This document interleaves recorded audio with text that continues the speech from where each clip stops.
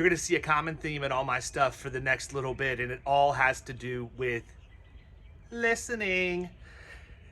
In the most recent post, I talked about 3 things you should do to actively listen. Today, I'm going to talk to you about 3 things you should not do.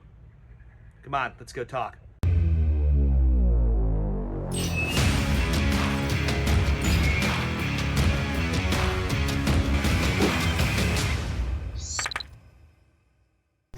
In case you haven't figured it out yet, we're going to be doing a lot of talking about listening for the next little bit, because I believe that is a major problem that we all have. And it's definitely manifesting itself with all of the current events, but also, for some of us, a lack of production. See, here's the thing. We are so concerned about going out and letting everybody see how smart we are that we don't realize that by sitting back and listening and asking intelligent questions wins way more than vomiting information all over the table ever will. Today I want to talk to you about 3 things you can do to make sure that you are listening appropriately. And these 3 things aren't things you actively should be doing. They're things you actively should not be doing. The first one is you have to make sure that you are not distracted. We are in an era where it is easy for us to get distracted. Phones, watches, all kinds of things. Looking around the room, if you are listening to someone, you got to make sure they have 100% of your attention. I can tell you, I never take my phone into a meeting and lay it on the table or have it in my pocket. I put it on Do Not Disturb, and it goes in my briefcase on the floor far away from me. I don't want to be distracted by my phone. Now I need it because I may need to forward an email that has an agent or record letter attached that was prepared prior to the meeting, but I don't have it out on the table actively. The second thing is I never wear my watch, right? I don't want to be looking at the time, and that's old school sales training.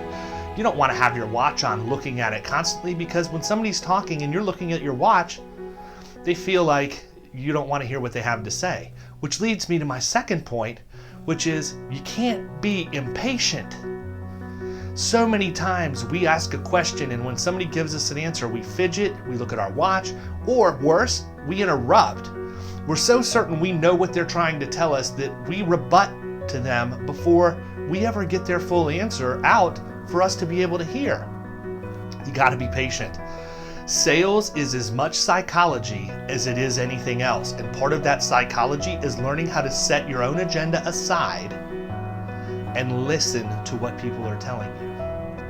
Here's the third one, and this one to me is the most important. See, people think 2 ears, 1 mouth. Listen more than you can speak. Guess what else we have 2 of? We have 2 eyes. You have to be a visual listener. There are so many clues that you were given in a meeting when someone's talking that you miss if you're not watching, if you're not looking at body language, if you're not watching how they position themselves, if you don't watch their hand movements and how animated they are when they're talking about things, so you can see what's really bothering them or what gets them really excited. I went through an awesome training when I was in retail. I worked with Target, and one of the things they taught us to do was to notice things about people. I would challenge all of you to go through this exercise at some point. What they did was they took 2 of us and sat us across a table from each other. And for 5 minutes you had a conversation.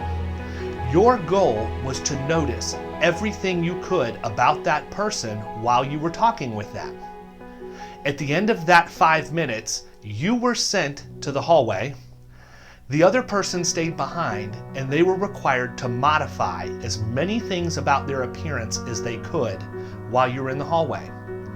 Then you were brought back in to have another conversation, and during that conversation, it was your job to notice everything you could that changed about that person. Think about that. How successful do you think you would be if you had to go through that exercise now? Think about that as you prepare for prospect meetings, because it's no different. Now, obviously, you're not going to go in the hallway and come back in 5 minutes later and have to notice things that have changed, but you can notice things as you're actively listening to them as opposed to completely missing the boat by not visually listening at all. See, we have to become better listeners as parents, as friends, as colleagues and team members, as bosses, as salespeople, and even as buyers. It's time we take our listening game to the next level. If you can really become devoted to entrenching yourself and learning to listen and learn what to do and what not to do, I'm going to give you the double on this. You're going to kill it in commercial insurance.